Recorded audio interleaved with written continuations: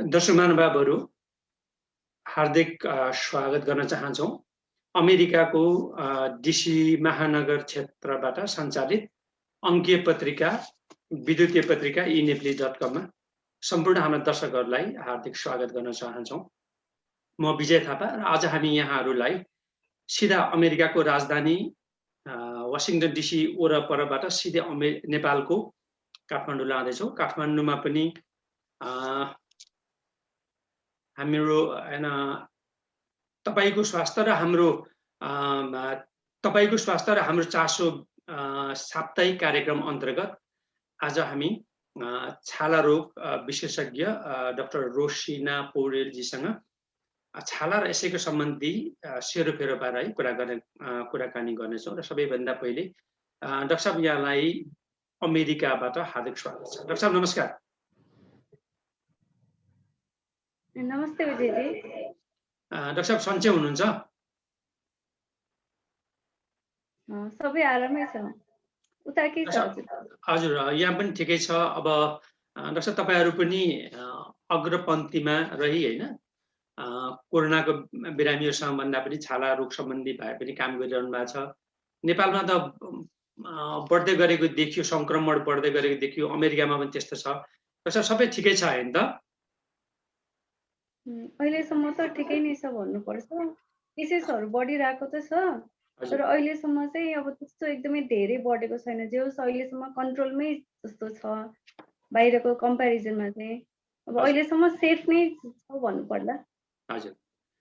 दर्शक महानुभावहरु, आज हामी छाला रोग सम्बन्धी चर्चा परिचर्चा गर्नेछौँ र म सबैभन्दा पहिले आजका पाहुना, आजका अतिथि डाक्टर रोसिना पौडेलजीको संक्षेपमा मात्रै परिचय गराउन चाहन्छु। काठमाडौँ कलङ्की घर भई काठमाडौँ विश्वविद्यालय धुलीखेलबाट एमबीबीएस अध्ययन गरी धरान बीपी कोइराला स्वास्थ्य विज्ञान प्रतिष्ठानबाट एमडी छाला रोग सम्बन्धी नै अध्ययन गर्नुभएकी डाक्टर रोसिना पौडेल हाल चाहिँ भक्तपुर अस्पतालमा कार्यरत हुनुहुन्छ र आज हामी अलिकति विषयमा दर्शक महानुभावहरू हामीले यसरी गरौँ। छाला रोग सम्बन्धी हामीले धेरै व्यापक रूपमा यसको विस्तार भएको हुनाले हामी सबै कुरालाई समेट्न सक्दैनौँ र थुप्रै व्यापक छ। डाक्टर साहबले पनि भन्न सक्नुभयो। आज हामी निश्चित रूपमा केही कुराहरूमा मात्रै विशेष गरिकन छाला सम्बन्धी कुराहरूमा सीमितता रही त्यसमा कुराकानी गर्नेछौँ। डाक्टर साहब आज यो छाला रोगमा नि डाक्टर साहब अलिकति व्यापक छ भनेपछि आज हामी छालाको स्किन एलर्जी जसले हामी भन्छौँ त्यसभित्रमा रही मात्रै कुराकानी गर्छौँ हैन त डाक्टर साहब? हजुर। अब सबै टपिक लिएर राम्रोसँग कुराकानी नहुनु भन्दा एउटा स्पेसिफिक टपिकमा सबैलाई बुझ्ने गरेर कुरा गर्दा अब सबैलाई सजिलो पनि हुन्छ। त्यो हिसाबले अब स्किन एलर्जी भनेको अलिकति कमन कुरा पनि भयो अहिलेको हिसाबले। अहिले एलर्जीको केसेसहरु बढ्दै पनि गइरहेको छ। त्यो भएर स्किन एलर्जीमा कुरा गर्दा नै बेटर हुन्छ आजको लागि चाहिँ। हजुर। धन्यवाद डाक्टर साहब। त्यसो भए हामी नि अब कार्यक्रम दर्शक महानुभावहरु हामी अहिले आज स्किन भनेको छाला, एलर्जी भनेको नेपालीमा चाहिँ असहिष्णुता भन्छ, सहन नसकेको भन्छ नेपालीमा। त्यसैमा रही कुराकानी गर्छौँ। डाक्टर साहब यो नि अब हामीले धेरै सुनेका छौँ यो स्किन एलर्जी भयो भन्छौँ हैन। अब वास्तवमा अब तपाई आफै नै विशेषज्ञ हुनुहुन्छ, धरान बीपीकेएचएसबाट नि यसै विषयमा अध्ययन गर्नुभयो भनेपछि आम नेपाली समुदायलाई जस्तै हामी त अमेरिकामा धेरै छौँ, यो नेपाल जस्तो सजिलोसँग कुनै पनि विशेषज्ञलाई तुरुन्तै सम्पर्क गर्न पनि नसक्ने अवस्था पनि हुन्छ र स्किन यो एलर्जी भनेको छालाको असहिष्णुता भनेको के अर्थ बुझाउँछ सामान्य भाषामा, सरल भाषामा कृपया बताइदिनुस् न डाक्टर साहब। अब यसमा भन्दाखेरि अब के हुन्छ भने बिरामीहरूले चाहिँ अब कुनै पनि छालाको चिलाउने रोग कुनै पनि रोगलाई चाहिँ स्किन एलर्जी भनेर भन्नुहुने गर्नुहुन्छ हैन। खासमा अब छालामा चिलाउने सबै रोग चाहिँ एलर्जी हुँदैनन्। अब छालामा पनि थरी किसिमका रोगहरू हुन्छन्। अब एलर्जीमा अब सामान्य भाषामा भन्दाखेरि चाहिँ हामीले स्किन एलर्जी भन्दा चाहिँ डाबर एलर्जी भनेर बुझ्छौँ। अब डाबर एलर्जी भनेको चाहिँ जुन अब छाला चिलाउने, रातो हुने र जाबेहरू आउने त्यो किसिमको एलर्जीलाई चाहिँ सामान्य भाषामा स्किन एलर्जी भन्छ। हुन त यसमा अब अरू रोगहरू जस्तै एक्जेमाहरू, एटोपिक डर्माटाइटिसहरू या एलर्जी कन्ट्याक्ट डर्माटाइटिसहरू पनि पर्ने हुन्छ। तर बेसिकली अब स्किन एलर्जी मात्रै भन्दा चाहिँ हामी डाबर एलर्जी या अब अङ्ग्रेजीमा भन्नुपर्दा चाहिँ अर्टिकेरिया भनेर बुझ्ने गर्छ। हजुर, त्यसले यो हजुर त्यसरी एउटा सामान्य नि जस्तै मैले आमको कुरा गर्दैछु, कमन भनौँ न, सबैभन्दा मानिसलाई हैन सामान्य रूपमा साधारणतया कुन छालाको रोगले बेसी लाग्छ? जस्तै अङ्ग्रेजीमा भन्दा चाहिँ what are the most common skin disease भन्नु पर्यो भने चाहिँ हामीले के भन्ने रहेछ? अलिकति छोटोमा बताइदिनु न सर। अब मोस्ट कमन स्किन डिजिज भनेर अब ओपिडीमा आउने बिरामीहरूको हिसाबले हेर्दाखेरि चाहिँ एउटा त डाबर एलर्जी पनि one of the most common डिजिजै हो। त्यसको अब दिनमै 2-3 जना केसेस त आइराख्नु भएकै हुन्छ। त्यो बाहेक अरू भन्नुपर्दा डन्डी फोर भयो। अब डन्डी फोर पहिला अब टिनेजर्सको डिजिज भन्थ्यो, तर अहिले चाहिँ अब त्यसको एज लिमिटहरू बढ्दैछ। अहिले अब 30-35 अब 45 वर्षसम्म नै आउने गर्छ। त्यो अर्को मोस्ट कमन भयो। अर्को भनेको चाहिँ पोतो, जसलाई हामी मेलाजमा पनि भन्छौँ।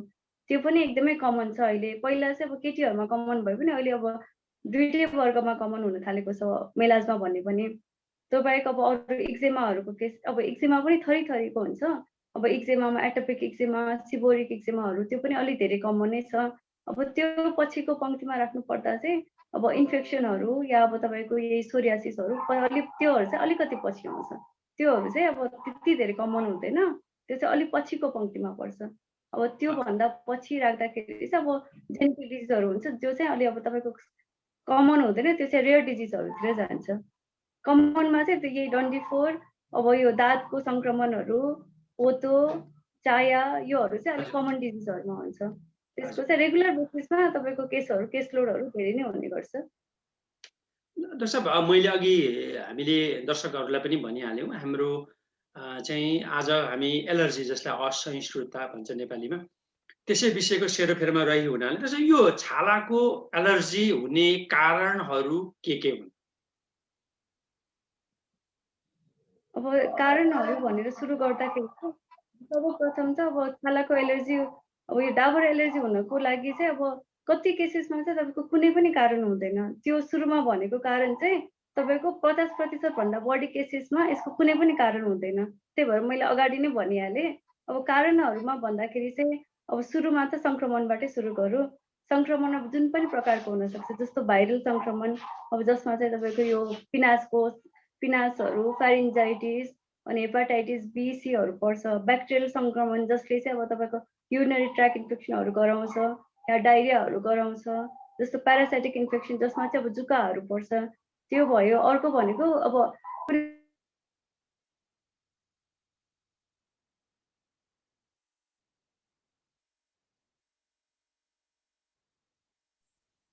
सरी बिचमा कल आएछ त्यहाँ।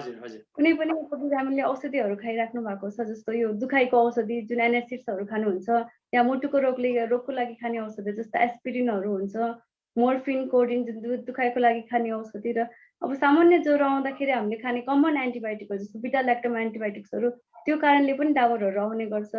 अब त्यो बाहेक खानाहरू पनि डाबर आउने एउटा कारण भन्छ। खानाहरू त्यस्तो कमनली देखिँदैन, तर अब खानामा भन्नुपर्दाखेरि चाहिँ तपाईँको यो उसको कुखुराको अन्डा भयो, गाईको दुध भयो, माछाहरू, कुनै पनि प्रकारको सी फुडहरू, तरकारीहरूमा चाहिँ अब यो टमाटर, बेङ्गनहरू, त्यो चाहिँ अब खानाको हिसाबले डाबर एलर्जी गराउने कारणहरूमा पर्दछ।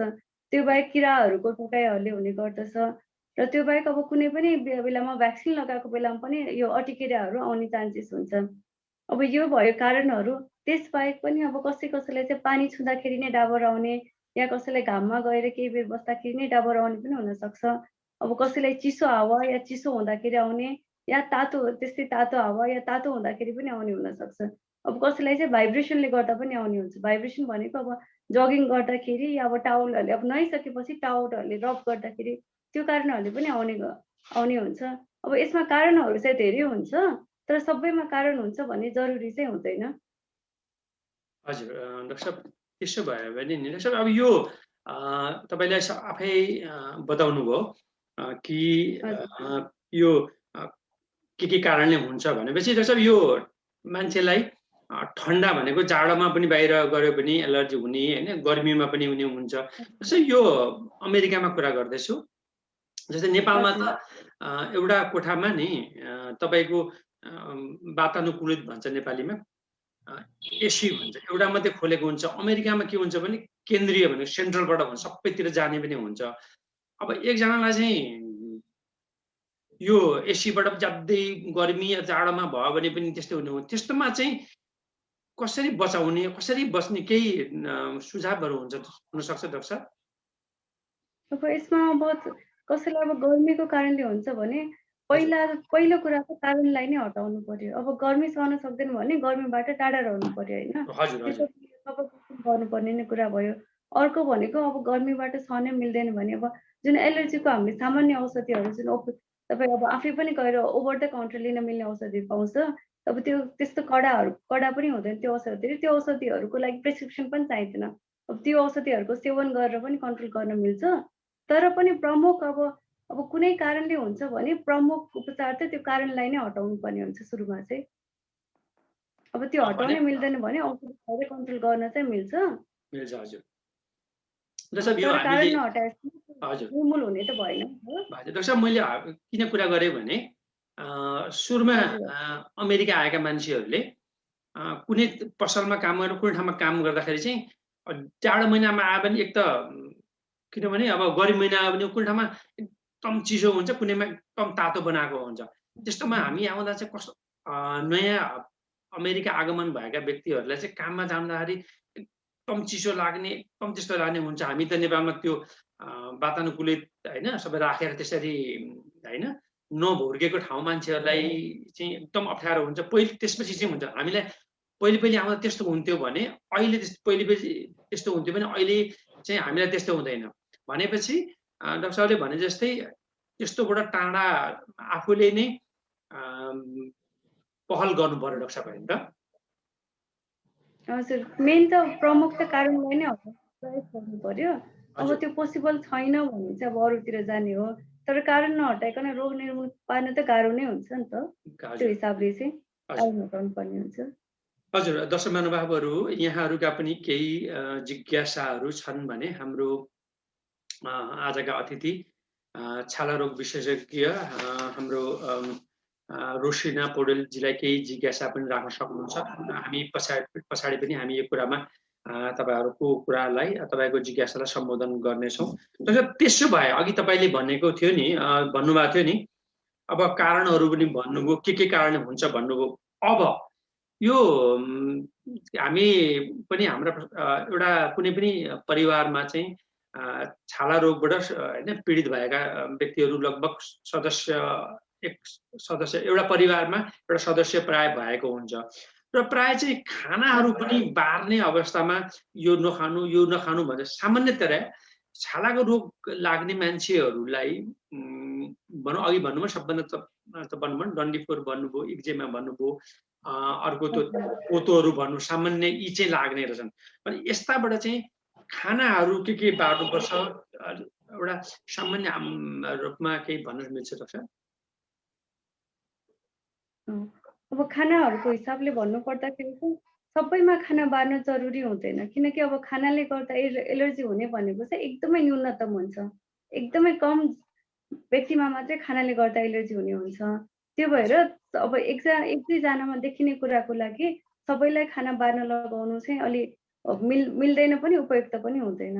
अब खानाको हिसाबले हेर्नुपर्दा चाहिँ खानाहरूमा अब एलर्जी गराउने कुराहरूमा चाहिँ अब तपाईँको धेरै जस्तो पर्ने चाहिँ अब यो गाईको दुधहरू अघि भने जस्तो तपाईँको मासु अनि स्ट्रबेरीहरू जुन फलफुलमा चाहिँ स्ट्रबेरीहरू भयो अनि यो तरकारीहरू हामीले खाने तरकारीहरूमा चाहिँ गोलबेडा भयो यो बेङ्गन भयो जुन ब्रिन्जल भन्छ त्यो भयो। अनि अब तपाईँको अरू भनेको चाहिँ फिसहरू जुन हुन्छ नि फिस या सी फुडहरू चाहिँ कमनली गराउँछ। त्यो बाहेक अरू गराउनु भनेको नट्सहरूले गराउने हो। तर यो एकदमै कम मानिसमा देखेको छ। अब रिसर्च धेरै रिसर्चहरू अब कति पर्सेन्टेज भनेर रिसर्चहरूमा देखाएको छैन। एउटा चाइनामा स्टडी भएकोमा चाहिँ अब 2.8% भनेछ। त्यो पनि अब जति हेरिन्छ त्यो हिसाबले चाहिँ अलिक बढी नै देखाएको छ। त्यो पर्सेन्टेज चाहिँ बढी देखाएको छ र त्यति धेरैमा चाहिँ देखिँदैन। त्यो भएर खाना अब खाना बार्नु भने चाहिँ अब तपाईँको स्पेसिफिक छ यही खानाले गर्दा एलर्जी भएको छ भनेर अब त्यो हरेकपल्ट त्यसले गर्दा नै चिलाउँछ या डाबर आउँछ भन्ने चाहिँ त्यो हिसाबले सोच्न ठिकै हुन्छ। नत्र चाहिँ अब चिलाउने छ भनेर मात्रै सबैलाई खाना बार्न चाहिँ जरुरी हुँदैन। हजुर किनकि अब त्यो एकदमै कममा देखिनुको लागि धेरै मानिसहरूलाई खाना बार्नु भन्नु उपयुक्त पनि हुँदैन। हजुर त्यही भएर सबैलाई खाना बार्न चाहिँ जरुरी हुँदैन। हजुर धन्यवाद डाक्टर साहब। डाक्टर साहब यो अघि हामी तपाईँले भन्नुभयो नि यो दुधले पनि असहिष्णुता भन्नुभयो नि एलर्जी हुने हुन्छ डाक्टर साहब होइन?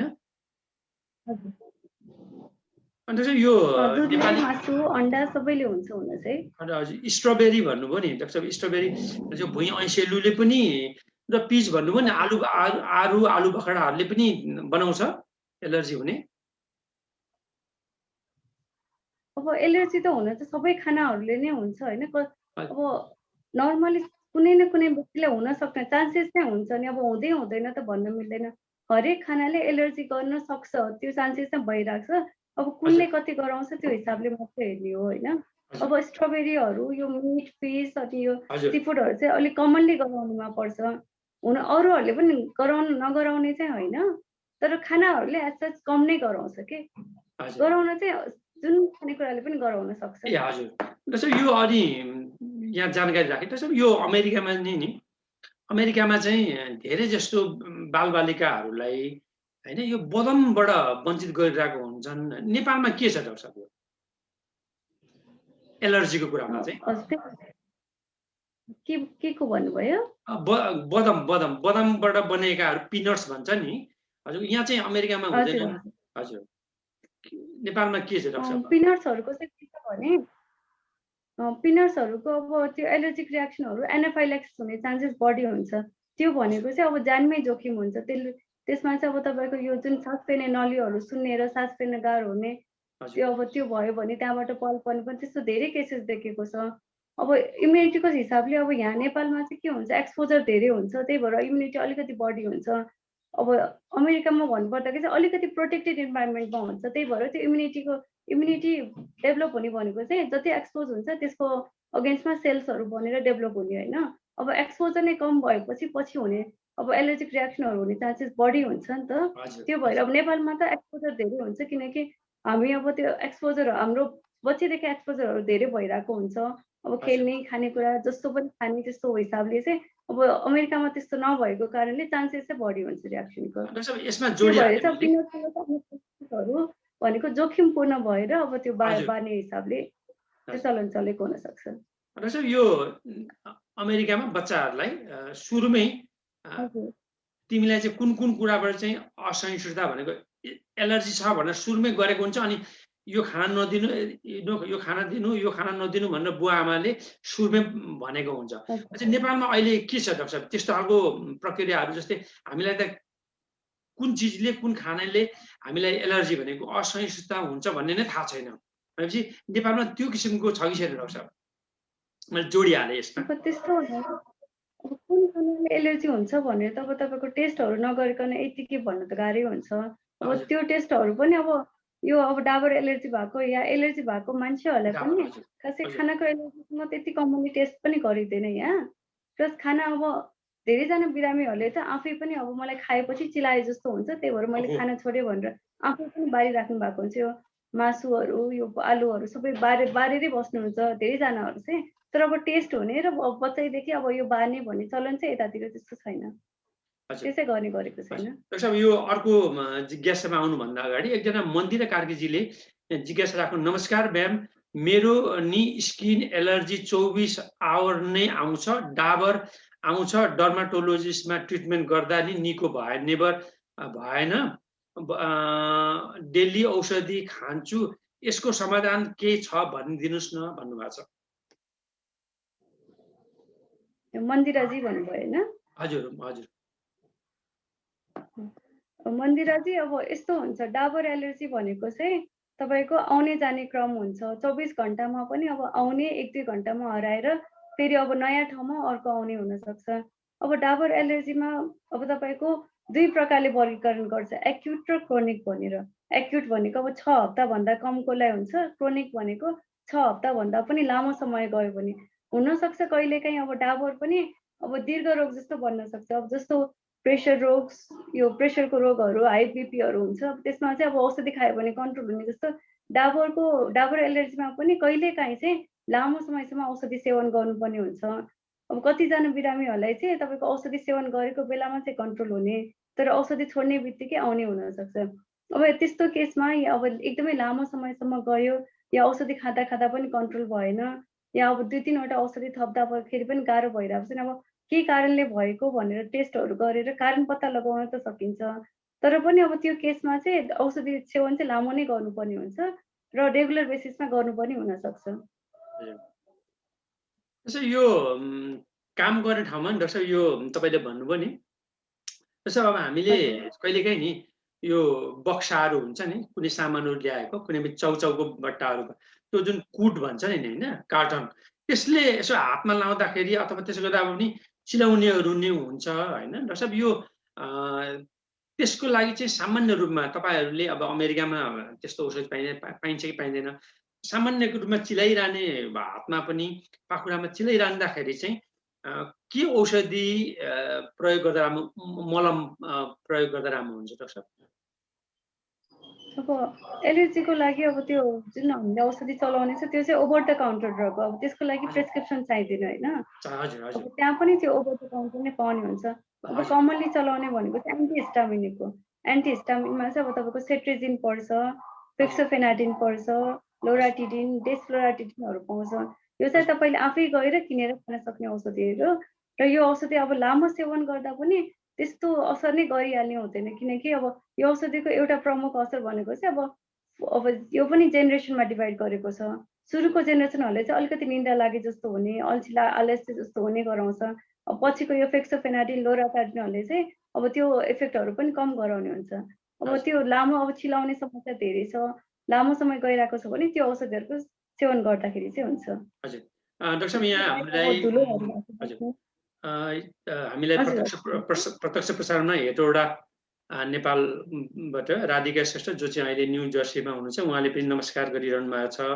हाम्रो कुमुद मास्केजीले, थुप्रै मान्छे हेरिरहनु भएको छ, नाम यहाँ ईश्वरी आचार्यजीले पनि एकदम हेर्नुहुन्छ होइन, राधिका शर्माजी श्रेष्ठजीले नमस्कार भन्नुभएको छ, ग्रेट प्रोग्राम भन्नुभएको छ, कुमुद मास्केजीले नमस्कार भन्नुभयो, मन्दिराजीले भइहाल्यो होइन, इच्छा खड्काजीले हेर्नु भएको छ, एउटा चाहिँ जिन्दगीको यात्राको नाम कुदरत अन्सारीजीले पनि हेरिरहनु भएको छ। यहाँ श्रेष्ठको अर्को यहाँ हामीले देखिरहेको छौँ, दर्शकहरू पनि तपाईँको हाम्रो यो प्रत्यक्ष प्रसारणबाट लाभ उठाइरहनु भएको छ।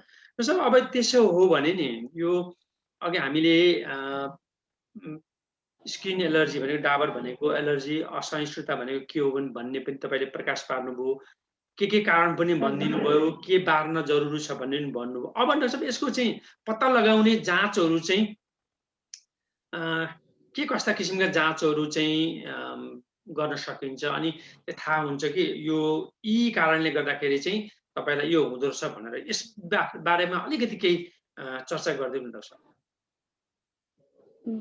अब त्योभन्दा अगाडि म यो भन्न चाहन्छु, अब डाबर एलर्जीलाई पहिला वर्गीकरण गर्नु पर्यो होइन। कुनै पनि डाबर एलर्जी अब छोटो समयको लागि आएको छ, जस्तो 6 हप्ताभन्दा कमको छ, अब 6 हप्तासम्म कमको छ, पछि ठिक भएर जान सक्ने चान्सेस छ भने त्यस्तो केसेसमा चाहिँ यसको टेस्टहरू गराउन जरुरी हुँदैन, किनकि त्यो आफै हराएर जान सक्छ होइन। अब कुनै पनि अब डाबर एलर्जी लामो समय भयो, 6 हप्ताभन्दा बढी भयो, कन्ट्रोल भएन भने चाहिँ अब बल्ल कारण पत्ता, अब लामो समय गइराख्यो, धेरै दुःख दियो भने चाहिँ अब त्यसको कारण पत्ता लगाउनेतिर लाग्नुपर्ने हुन्छ। अब कारण पत्ता लगाउन हामीले टेस्टहरू गरेर पनि कहिलेकाहीँ चाहिँ कारण पत्ता नलाग्न पनि सक्छ। अब अघि भने जस्तो यसको 50% भन्दा बढी केसेसमा कुनै पनि कारण हुँदैन। त्यो भएपछि अब 50% भन्दा बढीमा त कारण पत्ता नलाग्ने नै भयो नि त। अब हामीले टेस्टहरू गर्दा चाहिँ अब सुरुमा चाहिँ कम्प्लिट ब्लड काउन्टबाट स्टार्ट गर्ने हो। त्यसमा चाहिँ हामीले ल्युकोसाइड काउन्टहरू हेर्ने, अनि इयोसिनोफिल जुन चाहिँ कुनै पनि जिउमा कुनै पनि एलर्जी भयो भने त्यो बढेर जाने हुन्छ, त्यो हेर्नु पर्यो। अर्को भनेको कमनली गराउने चाहिँ अब थाइरोइडको अब हर्मोनको गडबडी भयो भने हुन्छ, त्यसको लागि थाइरोइड फङ्सन टेस्ट गर्नु पर्यो। त्यसपछि अर्को भनेको थाइरोइड एन्टिबडिजहरू हुन्छ, त्यो हेर्नुपर्ने भयो। त्यो बाहेक अब तपाईँको लामो समयदेखि भइरहेछ भने अब सङ्क्रमणको कारण पनि हुनसक्छ। लामो समयदेखिको सङ्क्रमण छ भने त्यसको लागि युरिन रुटिन एक्जामिनेसन र स्टुलको रुटिन एक्जामिनेसन अब जुकाको लागि, सिस्ट, ओभाहरूको लागि गर्नुपर्ने हुन्छ। अब कहिलेकाहीँ अटो एन्टिबडिजहरूको लागि पनि हेर्नुपर्ने हुन्छ। अब त्यसमा चाहिँ एएनए पर्छ अनि कम्प्लिमेन्ट लेभलहरू C3 C4 पर्छ। यो चाहिँ एकदमै लामो भयो, कन्ट्रोल भएन या अरू कुनै कारण छ जस्तो शङ्का लाग्यो भने होइन। अब कुनै अब वस्तु या कुनै खाना या कुनै औषधिको कारणले छ भने चाहिँ त्यसको लागि तपाईँको अब टेस्टहरू गर्नुहुन्छ, जस्तो स्किन प्रिक टेस्ट भन्ने हुन्छ। त्यसमा चाहिँ जुन कारणले एलर्जी भएको छ त्यसलाई चाहिँ पहिला हातमा राख्ने अनि एउटा ल्यान्सेट निडलले घोचेर त्यसपछि 30 मिनटपछि रिडिङ लिने हुन्छ। अब त्यसमा जुन डाबर बन्छ त्यसको साइज हेरेर पोजिटिभ छ कि नेगेटिभ छ हेर्नुपर्ने हुन्छ। त्यो बाहेक अर्को भनेको चाहिँ अब तपाईँको अटोलोगस सेरम स्किन टेस्ट हुन्छ। त्यसमा चाहिँ आफ्नै ब्लड झिकेर त्यसको सेरम चाहिँ इन्जेक्ट गरेर हेर्ने हुन्छ। यो चाहिँ एन्टिबडी मेडिएटेड अर्टिकेरियाहरूको लागि गरिन्छ।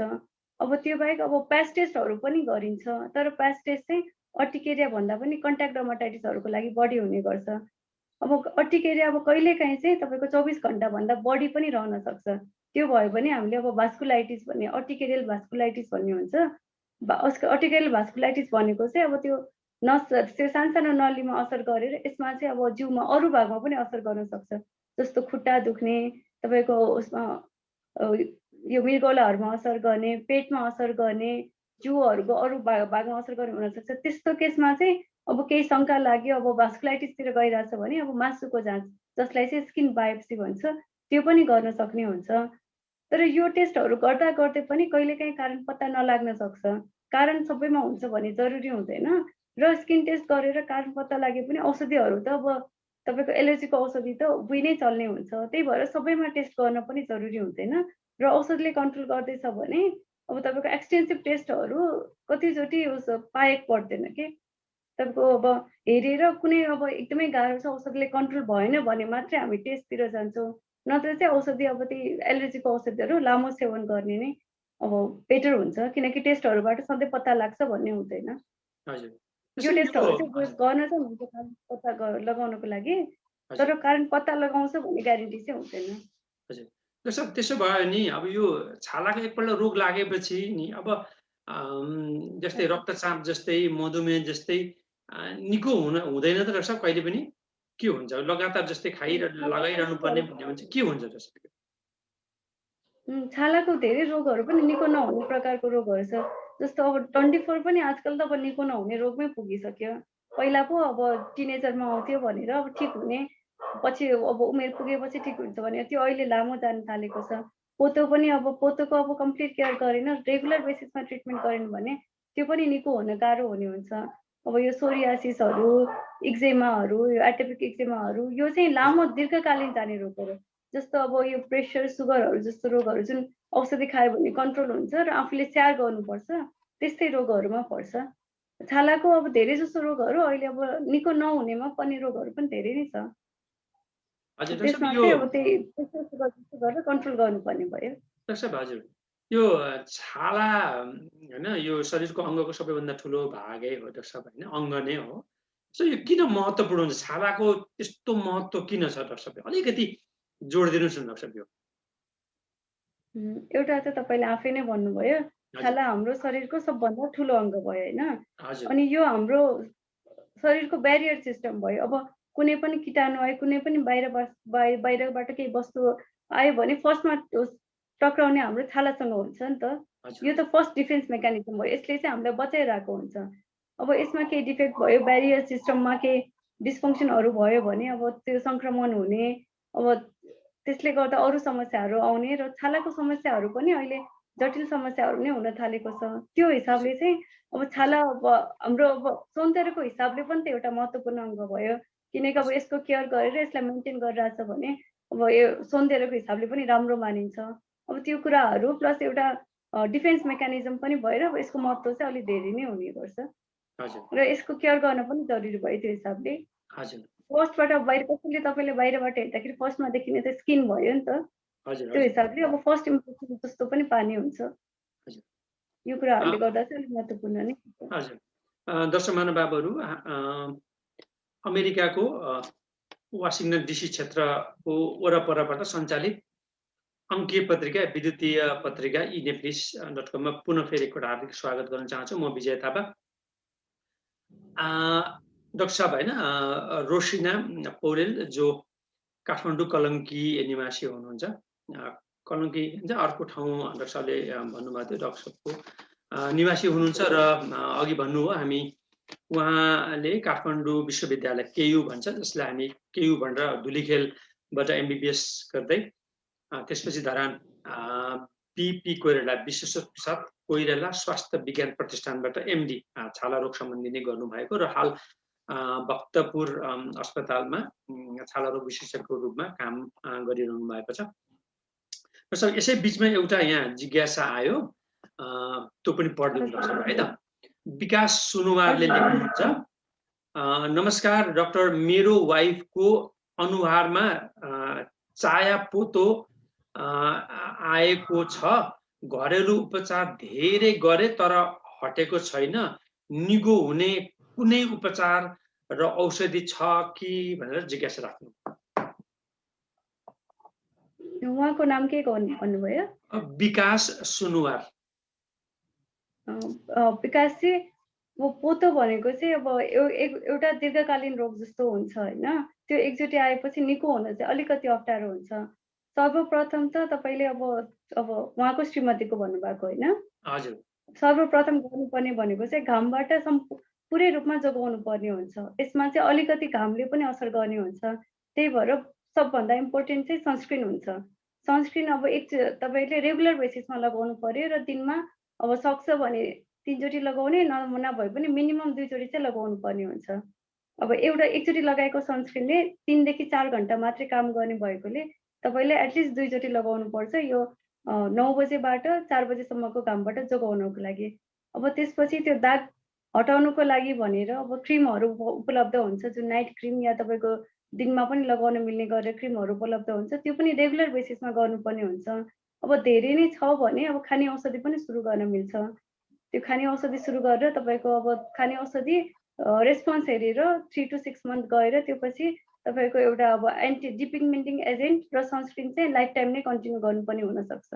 किनकि अब एकचोटि उपचार भइसकेपछि पनि फेरि घाममा जानुभयो, धेरै घाममा एक्सपोजर भयो भने यो फेरि फिर्ता आउने चान्सेस हुन्छ। त्यो भएर अब लाइफ टाइम नै अब होइन म स्किनको केयर गर्न सक्छु भनेर त्यो पछि मात्रै उपचारको लागि लाग्नुपर्ने हुन्छ। भनेपछि त डाक्टर साहब यो छालाको रोग भएपछि त अप्ठ्यारो छ है, घाममा पनि भिटामिन पाइन्छ कि भनेर निक्लिन पनि नहुने समस्याहरू छ। भनेपछि घरभित्र नै घामै देख्नु भएन भनेपछि त्यस्तो किसिमको लुगा जस्तो लगाएर हिँड्नु पर्ने जस्तो अवस्थाहरू रह्यो डाक्टर साहब होइन, खास एउटा कुरामा। यो स्किन एलर्जीमा बस्नु नै भन्नुपर्ने हुन्छ।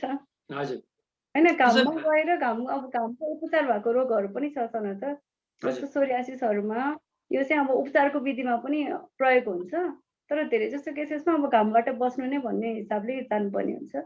हजुर दर्शक महानुभावहरू, हामी अघि पनि भन्यौँ यो छाला रोग सम्बन्धी चाहिँ व्यापक छ। यसको कुराकानी गऱ्यो भने बित्तिकै डाक्टर साहबले पनि भन्नुभएको 12-13 घण्टा लाग्न सक्छ विजयजी। तसर्थ यो स्किन एलर्जी भनेको छाला असहिष्णुता, डाबर आउने भन्छ नि, त्यस सम्बन्धीको सेरोफेरोमा मात्रै रही कुराकानीमा हामी त्यस सेरोफेरोमा रही कुराकानी गरिरहेका छौँ।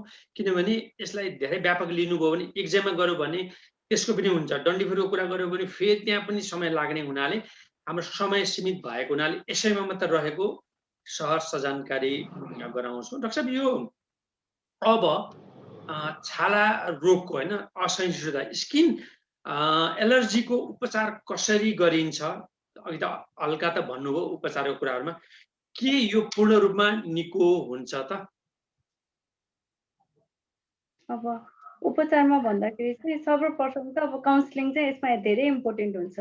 काउन्सिलिङ किन इम्पोर्टेन्ट हुन्छ भने अब जस्तो अब ओपिडीमा कुनै बिरामी आउनुभयो भने उहाँलाई चाहिँ अब यो छालाको एलर्जी भन्दा पनि डर चाहिँ मलाई भित्र कुनै जोखिम बिमारी भएर चाहिँ यो आइरहेको भन्ने डर बसेको हुन्छ। अब त्यो जरुरी हुँदैन यसमा। अब यो भित्र केही नराम्रो भएर अब त्यस जुन भित्र केही नराम्रो भएर आउने भनेर शङ्का हुन्छ, त्यसलाई हटाउन पहिला सर्वप्रथम त्यो प्रयास गर्नुपर्ने हुन्छ। किनकि अब यसमा त्यो खासै कारण हुन्छ भन्ने जरुरी हुँदैन। अनि त्यो बाहेक भनेको चाहिँ अब त्यो मोइस्चराइजर लगाउनु पर्यो स्किनमा। अब डाबरहरू आउने क्रममा चाहिँ तपाईँको क्रिमहरू पाउँछ जुनले चाहिँ अब चिलाउने त्यो पोल्ने कम गराउन मिल्छ। जस्तो क्यालामिन लोसनहरू पाउँछ या मेन्थोल भनेर पाउँछ, त्यो लगाएर चाहिँ अब तपाईँले अलिकति सहज हुनसक्छ। त्यो बाहेक अब हामीले उपचारको हिसाबले भन्नुपर्दाखेरि चाहिँ अब यसमा एलर्जीको औषधि सुरु गर्ने हो। त्यो भनेको चाहिँ एन्टिहिस्टामिन हुन्छ। एन्टिहिस्टामिनमा चाहिँ अब अघि भने जस्तो टेसेट्रिजिन, इफेक्सोफेनाडिन, डेस्क्लोराटिडिन, लोराटिडिनहरू प्रयोग गर्न मिल्छ। अब त्यो तपाईँको सुरुमा चाहिँ अब रातिको 1 डोजले मात्रै पनि कभर गर्छ। कसैलाई कभर गरेन भने हामीले त्यही अनुसार डोज मिलाउनु मिल्छ। अब यो 24सम्मको डोज हामीले बढाउन सकिन्छ अब औषधिले काम गर्न गाह्रो भयो भने। त्यो बाहेक अरू औषधि प्रयोग गर्न मिल्ने भनेको चाहिँ मन्टिलुकास्टहरू प्रयोग गर्न मिल्छ। अर्को भनेको चाहिँ कहिलेकाहीँ अब यति औषधि गर्दाखेरि पनि तपाईँको डाबर कन्ट्रोल भएको छैन भने ग्यास्ट्राइटिसको एक प्रकारको औषधि हुन्छ र्यानिटिडिन भन्ने, जसले चाहिँ त्यो हिस्टामिन S2 रिसेप्टरमै काम गर्छ। त्यो पनि थप गर्यो भने कहिलेकाहीँ पहिला कन्ट्रोल नभएको डाबर चाहिँ कन्ट्रोल भएर जान सक्छ। र अब एकदमै गाह्रो भइरहेको छ, सहन सकिरहेको छैन भने चाहिँ हामीले अब स्टेरोइडहरूको इन्जेक्सन सर्ट टर्मको लागि या ओरल स्टेरोइड सर्ट टर्मको लागि दिन मिल्छ। त्यसले चाहिँ एकदमै गाह्रो भएको बेलामा केही हदसम्म कन्ट्रोल गर्छ र पछि चाहिँ त्यो एन्टिहिस्टामिनिकहरू कन्टिन्यू गर्न मिल्छ। अब त्यो बाहेक अब पछि अब यिनीहरूले पनि काम गर्न भने अरू अब लेभल अप गरेर अरू औषधि जस्तो साइक्लोस्पोरिन, इन्ट्राभेनस इम्युनोग्लोबुलिन, ओमालिजुमाबहरू चलाउन त मिल्छ। तर खासै अब त्यहाँसम्म हामी पुग्नु परेको छैन, किनकि नर्मल एलर्जीको औषधिहरूले नै कन्ट्रोल गर्ने हुन्छ डाबर गर्न चाहिँ। तर यो औषधिहरू लामो जानुपर्ने हुन्छ। तर औषधिको डोज बढाउनु पर्ने या औषधि धेरै गर्नुपर्ने चाहिँ खासै धेरैजनामा चाहिँ हुँदैन। अब यही विधिहरूले कन्ट्रोल गर्न मिल्छ। तपाईँको स्टेप धेरै जानु पर्दैन, नर्मल एलर्जीको औषधिले नै धेरै जसो केसेसमा चाहिँ कन्ट्रोल भइरहेको हुन्छ। हजुर डाक्टर साहब, अर्को एउटा यहाँ जिज्ञासा आयो राधिका स्टेसन, जो चाहिँ हेटौडाको हुनुहुन्थ्यो। अहिले चाहिँ यहाँ हेटौडा स्थायी घर र अहिले यहाँ न्यू जर्सीमा हुनुहुन्छ, न्युयोर्कमा हुनुहुन्छ। उहाँले के राख्नुभयो भने भित्र बसिरहँदा पनि छालामा चरचर गर्दै बिस्तारै चाया आउँदैछ, त्यसको के कारण होला भन्नुभयो। ज्यादा भित्र बस्दाखेरि पनि अनि चाया मतलब घाम नदेख्दाखेरि त्यस्तो भएको जस्तो पनि भन्नुभयो। चरचर जस्तै छालामा चाया आउँदै छ जस्तो के कारण होला भनेर जिज्ञासा राख्नुभयो। चाया आउने भनेको चाहिँ जुन हाम्रो महिनावारी हुँदाखेरि हाम्रो हर्मोनहरू घटबड हुने गर्छ, त्यो हर्मोनको कारण हो। घामले चाया आउने भन्दा पनि घामले चाहिँ बढाउने काम गर्ने हो। अब त्यो बढाउने काम गर्ने भनेर बाहिर घाममा नै हिँड्नुपर्छ भन्ने हुँदैन। जुन हाम्रो यो झ्यालहरूबाट आउने घाम या हामी अब बाहिर केही अलिकति सानो काम गर्न जाँदाखेरि निस्किने, यताउता लुगा सुकाउन उठाउन या केही कामहरू गर्न जाँदाखेरि जुन घाम पर्छ नि, त्यो घामले पनि असर गर्ने हुन्छ। त्यो भएर घामबाट जोगाउने भनेको चाहिँ कम्प्लिट प्रोटेक्सन हुनुपर्छ। नत्र अब तपाईँको 2 देखि 3 मिनटको घामले पनि एकचोटि पोतो आइसकेको मान्छेमा चाहिँ त्यो घामले पनि असर गर्ने हुन्छ। त्यो घामले पनि तपाईँको कालो बढाएर जान सक्छ। त्यसको लागि चाहिँ अब बाहिरै घाममै हिँड्नुपर्छ भन्ने जरुरी चाहिँ हुँदैन। हजुर दर्शक महानुभावहरू, हामी कार्यक्रमको अन्त्यमा आइसकेका छौँ। हामी करिब 45 मिनट समय हाम्रो हैन गइसकेको छ। हामी अन्त्यमा आइसकेका छौँ। डाक्टर साहब, अब जस्तै डाक्टर साहब भनौँ न, अब अघि भन्नुभयो हामी चाहिँ आज हामी सल्लाह अनुसार नै आज चाहिँ एलर्जी भनेको, स्किन एलर्जी भनेको छालाको असहिष्णुता अथवा डाबर सम्बन्धी नै सेरोफेरोमा रह्यो हुनाले यो एक्नी भन्छ नि हैन, यो चाहिँ के कारणले हुन्छ? संक्षेपमा केही मिल्छ कि मिल्दैन भन्नलाई? अब डन्टिफोरको कारण चाहिँ अब एउटा कारण हुँदैन, त्यसको 4-5 वटा कारण मिलेर आएको हुन्छ। जस्तो यो हाम्रो यो अनुहारमा चाहिँ सानो ग्रन्थीहरू हुन्छ, सेबासियस ग्ल्यान्ड भन्ने। अब त्यसको हाइपरप्लेसिया भयो भने हुन्छ। अनि अर्को भनेको चाहिँ त्यसमा चाहिँ तपाईँको अब संक्रमणहरू भयो हुन्छ त्यो पोर्सहरूमा। अनि एन्ड्रोजेन सेन्सिटिभिटी भन्छ, जुन अब त्यो हर्मोन हुन्छ, एन्ड्रोजेन भन्ने हर्मोन हुन्छ, त्यो हर्मोनसँग चाहिँ रिसेप्टर बढी सेन्सिटिभ भइदिन्छ। त्यो सेन्सिटिभिटी बढाएपछि हुने हुन्छ। अब त्यो धेरै कारण मिलेर चाहिँ डन्टिफोर आउने हुन्छ। अब एउटा मात्रै कारण भन्दा पनि यो मल्टिफ्याक्टोरियल कज हुन्छ। यसमा चाहिँ विभिन्न कारण मिलेर चाहिँ डन्टिफोर आउने हुन्छ। जस्तो यो पहिले हामीले चाहिँ अब हामी पनि लहल यौवनको कुराहरूमा हाम्रो पनि आएको थियो हैन, त्यो बेलामा त्यो साफी भन्ने त्यो खुन सफा गराउँछ त्यसपछि त्यो आउँदैन भन्ने कुराहरू हुन त त्यो आयुर्वेदको तपाईँ चाहिँ होइन यो विज्ञान सम्बन्धी त्यो कुराहरू अनि खाना पनि जस्तै भनौँ न अब जुसहरू भनेको फलफुलको झोलहरू पानी बेसी खायो भने राम्रो हुन्छ भन्ने कुरामा पनि हामीले चाहिँ त्यो सल्लाह अनुसारमा परामर्श सुनेका थियौँ। र चाहिँ के हुन्छ यो खानेकुरा जस्तै जल पदार्थ भन्दा पेय पदार्थहरूमा यो अनुहारमा पोतो अथवा यो डन्डीफोर भयो अन्य कुरामा यो पानीहरूको अथवा यो पेय पदार्थको कतिको सम्बन्ध हुन्छ दर्शक? यो सम्बन्ध नै छैन त भन्न मिल्दैन, सम्बन्ध त हुन्छ तर कति हदसम्म हुन्छ हेर्नुपर्ने हो। अब यो डन्डीफोरहरू भनेको चाहिँ अब तपाईँको मिल्क डेरी प्रडक्टहरू जस्तो अब दुध चिजहरू यो मिट प्रडक्टहरू अनि त्यसपछि टी कफी अब स्मोकिङ अल्कोहल यो सबैले बढाउने गर्छ। अब त्यो भनेर अब अनि तपाईँको घामको एक्सपोजरहरूले पनि बढाउने हुन्छ। अब यसको लागि अब पानी पर्याप्त मात्रामा खायो भने फलफुलहरू राम्रोसँग खायो भने माछा उसको स्किनको लागि राम्रो हुन्छ।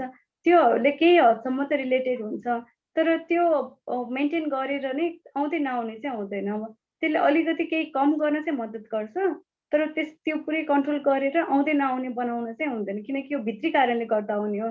तपाईँको बाहिरी कारणहरूको असर चाहिँ हुन्छ तर पूर्ण रूपमा हुँदैन। केही हदसम्म अलिकति कन्ट्रोल गर्न मद्दत चाहिँ गर्छ।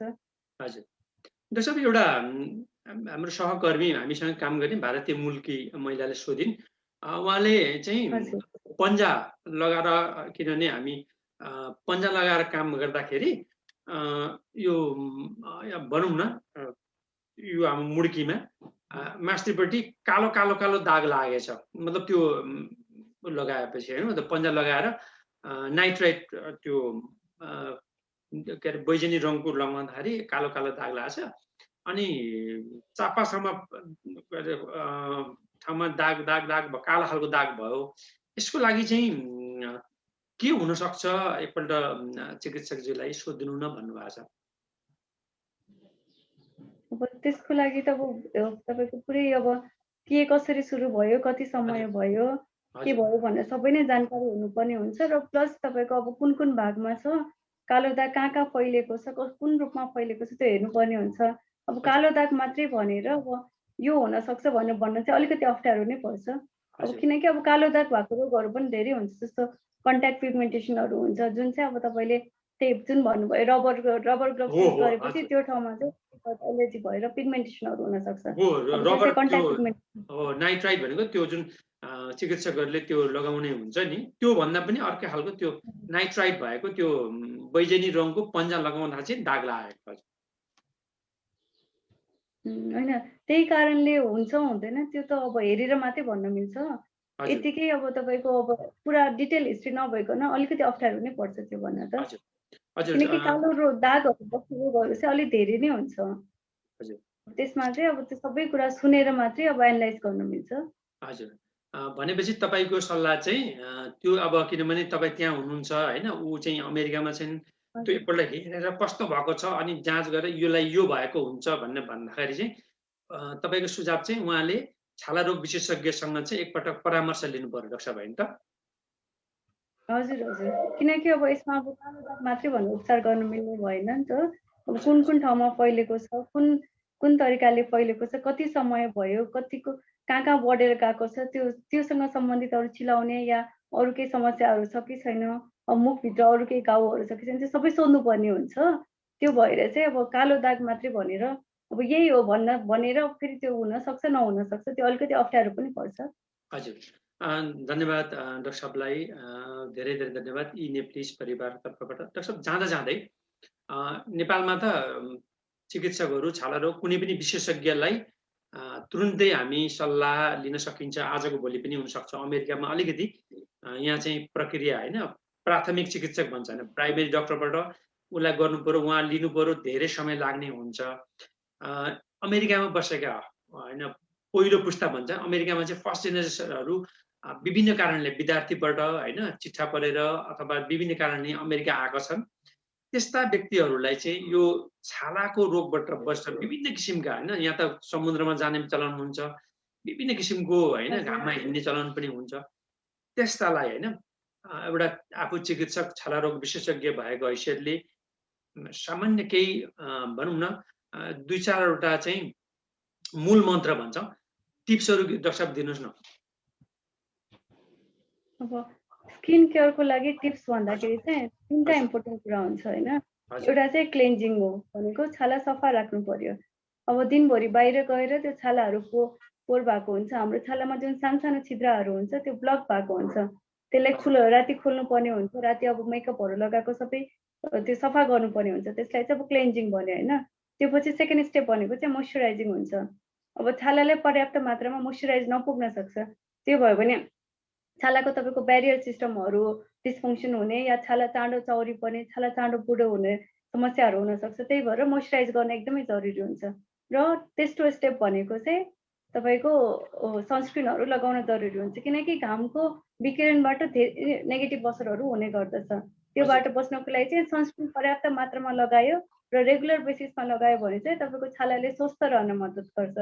र त्यस्तै अब छालाको अब केयरको लागि भनेर उमेर पुगेपछि अब हामीले अनुहारको छाला, स्पेसली अनुहारको छालाको लागि चाहिँ अब भिटामिन सी सेरमहरू या रेटिनर्सहरू चाहिँ स्टार्ट गर्न मिल्छ। त्यो चाहिँ अब छालालाई अब त्यो अब त चाँडो बुढो हुँदा नदिन या यङ राखिराख्नको लागि चाहिँ मद्दत गर्ने हुन्छ। अब बेसिक 3टा नै हुन्छ तपाईँको यो क्लेन्जिङ, मोइस्चराइजिङ र सनस्क्रिन राम्रोसँग गर्नुभयो भने छाला चाहिँ अब हेल्दी हुन्छ र ग्लो पनि मेन्टेन गरिराख्छ। यति चाहिँ बेसिक केयरै हुन्छ। हजुर, त्यो चाहिँ अब डेली बेसिसमा गर्नुपर्छ। हजुर, अमेरिकाका नेपालीहरूलाई प्रथम हैन समुदायमा बस्ने अमेरिका मात्रै नभनु विश्वभरि रहेकाहरूलाई पनि हुन्छ, तर हामीले चाहिँ अमेरिका किन भन्यौँ भने यो अमेरिकाबाट सञ्चालित भएको हुनाले अलिक तपाईँसँग के फाइदा लियो भन्ने हुन्छ। दर्शक महानुभावहरू, हाम्रो कार्यक्रम लगभग हामी सकेका छौँ। फेरि एकपल्ट म डाक्टर रोसिना पौडेल जीलाई विशेष धन्यवाद दिन चाहन्छु। काठमाडौँ कलङ्की निवासी, जन्मथलो त्यहीँ भएको र काठमाडौँ केयु जसलाई हामी धुलीखेल भन्छौँ, काठमाडौँ विश्वविद्यालयबाट अध्ययन गरी धरान बिपिकेएसबाट एमडी गर्नुभएकी छाला रोग सम्बन्धी नै विशेषज्ञ भनौँ, त्यसलाई चाहिँ स्नातकोत्तर भन्छ नेपालीमा।